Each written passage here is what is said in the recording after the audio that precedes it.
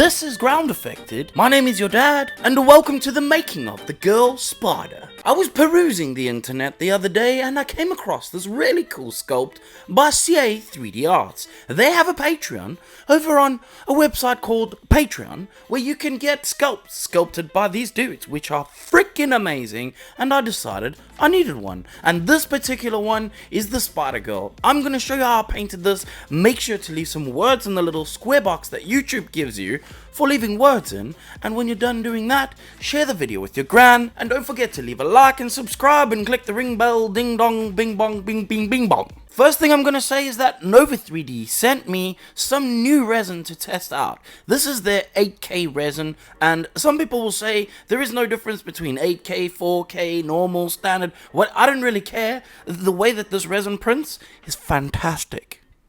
I had absolutely no issues with this resin. I found it held the details really well, and it mixed fine with the tenacious, which is what I mixed to make sure that my prints are a little bit stronger. Cleaning the resin was super simple. Throw it in alcohol, give it a buzz in my fancy new machine, and then it's clean. I spent a load of time putting a really cool sticker on the base of this model, and you will never see it.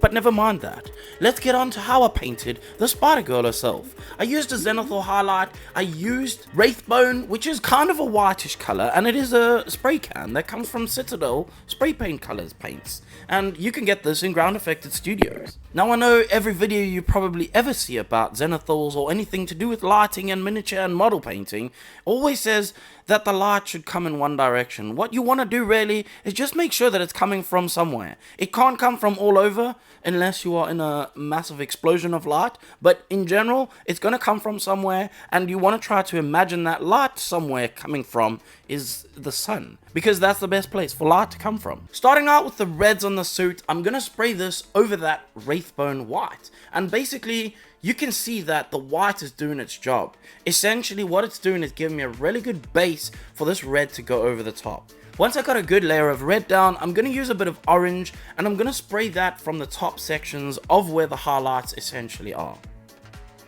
I'm also going to use a bit of white in the red to create almost a pinkish color. This is going to be the undertone for what I'm going to paint over the top of that, which will be orange later on.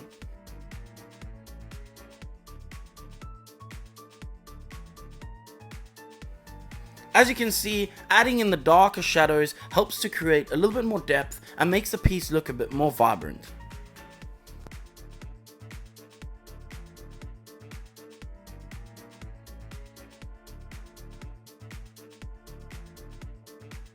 This is the time I'm going to start working on those pinkish parts that I made earlier, and I'm going to spray an orange over the top of those. I'm using these Tamiya clear colored paints, and I don't really know why I am. I just know that they're clear, it's orange and red, and it's the colors that I need for a red suit. What I can say though is that these paints have got a glossy texture to them once dried. So if you don't want gloss, you're gonna need to probably give them a matte coat afterwards. Now I sprayed the red into all the areas in between the shadows and the highlights, and this was just to push that red a little bit brighter. I wanted a fully saturated red on the rest of the model. I didn't want it to look too dull. Now in order to push that just a little bit more, I'm going to spray a little bit of orange straight over the highlights, again this time with a contrast paint from Citadel. I'm then going to seal this all in with a clear coat, and this is just a matte sealant. In my honest opinion, don't buy this one that I'm using. It's terrible, it makes horrible spots, and it just does not spray nice and smooth at all. Working on the base, I started out with some browns over the bricks. I then took some brown, dark brown, and I sprayed that into the shadows and on some of the corners of the bricks. This is just to create some variation on the bricks so they don't look boring. I then used Agrax Earthshade, and I just slopped that all over the bricks. In general, this is a technique that is for miniature painting. Usually, you would do this on miniature painting if you were following Games Workshop specific techniques. This is something that I don't particularly like to do, but in a case where you want something to look dirty and a little bit more like bricks, then this would work really well. It was then time to dry brush highlights all over those parts, and this is just to pull out some more of the color and make sure there is not just one tone of color in the whole brick. I I used a variation of colors, slowly adding skin tones into it just to create a little bit more of a lightish tan color towards the highlight edges of the bricks.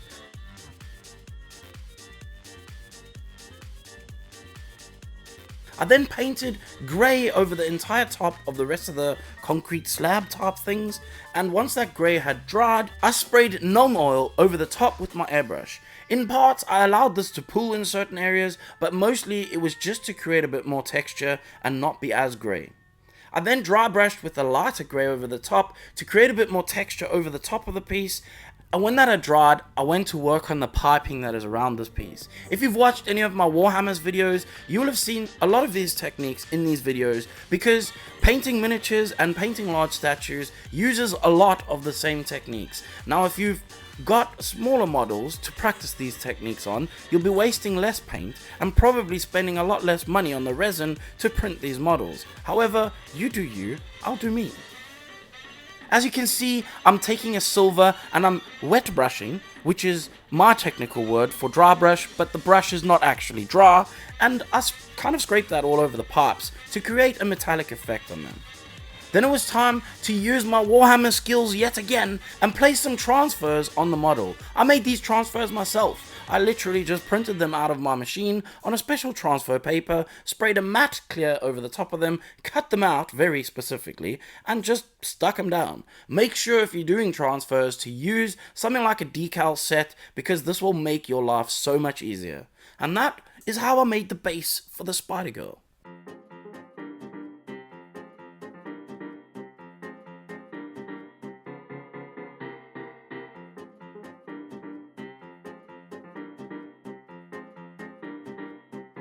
Now going back onto the Spider Girl herself, it was time to mask up that red. I've given it enough time to dry. Usually you want to give this at least a day.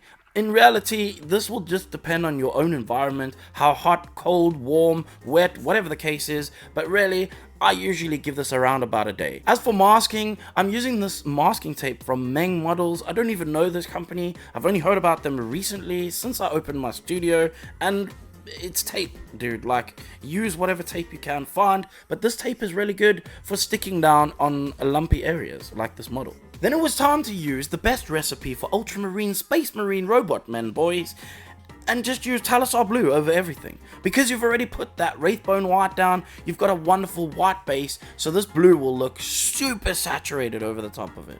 I use my hairdryer to dry it off in certain stages so that this can go a little bit quicker for me. I then use blue ink from Vallejo and I spray that into the shadows. This helps to cover over some of the black that's left over and give it a bit more color. This makes the piece look a little bit more saturated. Rather than having black in the shadows, I've got really dark blue. Time for the flesh, and I'm going to do a mix this time with a little bit of fairy flesh set and a little bit of scale 75. I'm going to start out using reddish flesh as my base, and then I'm going to use some of the lighter colors from the scale 75 set, and I'm going to slowly work my way up. I'm going to use all of the tannish colors to create a sort of uniformity to the skin. I'm then going to create highlights in various levels of saturation as I work my way up towards the lightest of colors in the scale 75 set.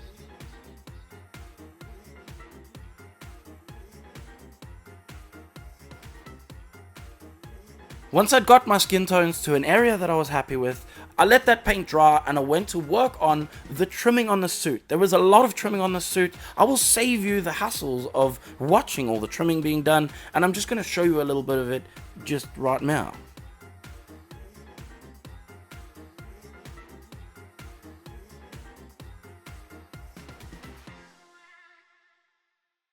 When I was done with the trimming on the suit, I went back into the portrait again and I painted the hair with just a flat brown just to give me a starting place to work from in the future.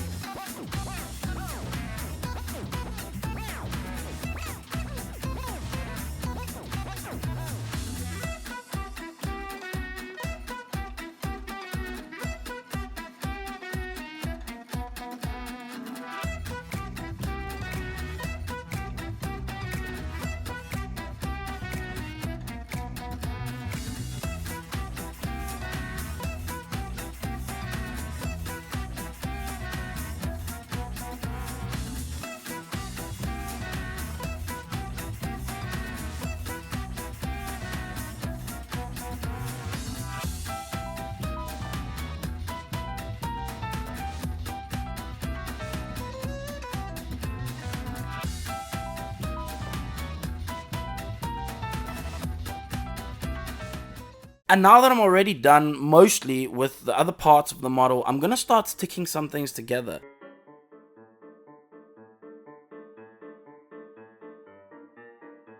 Then it was time to work on the skin tones, and basically I came back in with a little bit of washes and I just kind of darkened some stuff up, added a little bit more life to the skin, and I worked on the highlights and shadows on that skin. Working on the eyes, I did the usual of placing black into the socket first, and then came back with a little bit of a purplish kind of color and sprayed that over the eyes themselves, a little bit over the cheeks with some lighter pinks.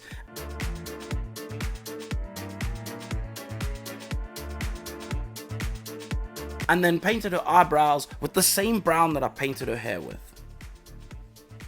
Once that had dried, I worked on her eyes again, and this time I'm going to use highlight skin color, which is from Fairy Flesh Set, and I'm going to paint the eyes white. I know it makes you angry, I don't care. Then I'm going to use another Warhammer's technique, and I'm going to put some decal set on and stick some decals in these eyes. Yes, I did decals. It is heretical. You should not be doing this. Only a real painter would only paint them with their hands and not use decals. I don't care, bruh. It looks better. It looks nice. It was something I wanted to test. And yes, I printed these decals myself and cut those tiny circles out with the most awkwardest pair of scissors you could ever use in your life. Once I was done with the face, I went back in with a matte clear and I painted this over just the skin. Once the skin was dry, I then painted a gloss over the lips and the eyes themselves.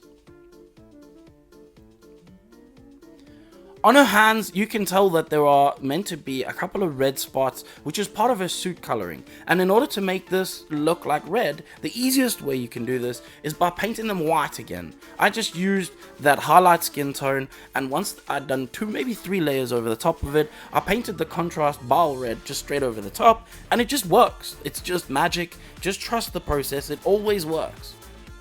In order to highlight those, I used a little bit of the orange from the contrast series and I just sloshed that over the top. There wasn't really much thought to this, I just did it kind of haphazardly. And then I used that red that I was using for the lines in her suit all over the fingers. And pretty much that's where I called this model done.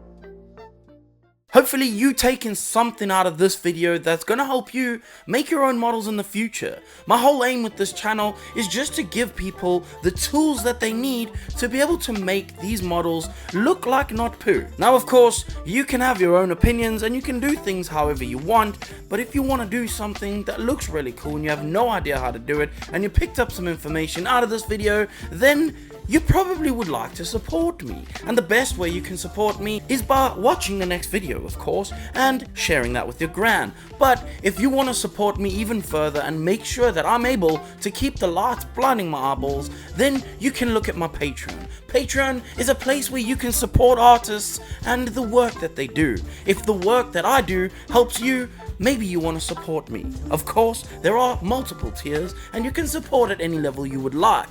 All of the support gets you access to our secret, super private, awesome and bestest Discord upon the internet. And certain tiers give you access to videos and other content as it comes, when it comes. Of course, I'd like to say a super special thank you to my patrons right now. And we got a couple new patrons this week that I would like to thank as well. Christoph Lenz, Thomas Strander Hansen, Ivan Lehmer, and Harry Geek. Thank you, my dudes. It's because of your support that I'm able to keep these lights blind in my eyeballs and make more videos for you guys to watch. We are at the part of the video where I get to say my favorite thing, and this is, if you don't like anything that you saw in this video, you probably should go off. I'm gonna go paint more spiders now, because spiders are the best thing to paint ever.